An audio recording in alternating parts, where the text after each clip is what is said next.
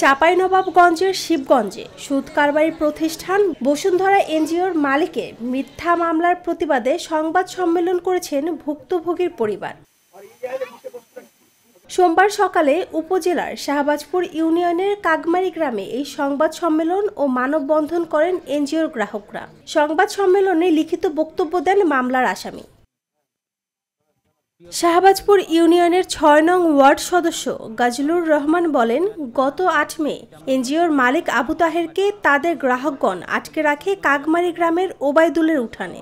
এই সংবাদের প্রেক্ষিতে ইউপি সদস্য হওয়ার ক্ষেত্রে ঘটনাস্থলে পৌঁছায়। মারফত জানতে পারি যে বসুন্ধরা এনজিও মালিক ও চাঁদপুর ফেরদৌস মহল বিদ্যালয় এর পার্শ্ববর্তী গ্রামের আবু তাহেরকে তাদের গ্রাহকগণ আটক করে আটকে রাখে কাগমারি গ্রামের ওবায়দুলের উঠানে।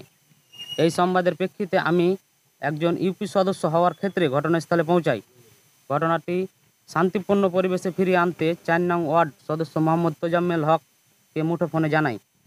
সেই সাথে ইউপি চেয়ারম্যান মোহাম্মদ নিজামুল হক রানাকেও বিষয়টি অবগত করি। এছাড়াও শাহবাজপুর ইউনিয়ন বিট পুলিশের অফিসার এসআই পিয়ারুল ইসলামকে অবগত করি। বিষয়টি তাদের অবগত করার পর আমার এক আত্মীয় মৃত্যুবরণ করায় তার জানাজায় যাওয়ার উদ্দেশ্যে আমি ঘটনাস্থল ত্যাগ করি।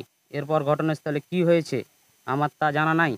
সম্মানিত সাংবাদিক ভাইগণ, বিকেল ৫টায় জানাজার নামাজ শেষ পুনরায় আমি ঘটনাস্থলে পৌঁছাই এবং সেখানে দেখি পুলিশ প্রশাসন, আবু তাহের ওয়ার্ডের ইউপি সদস্য, স্থানীয় গণ্যমান্য ব্যক্তি ও বসুন্ধরা এনজিও গ্রাহকগণ উপস্থিত ছিলেন।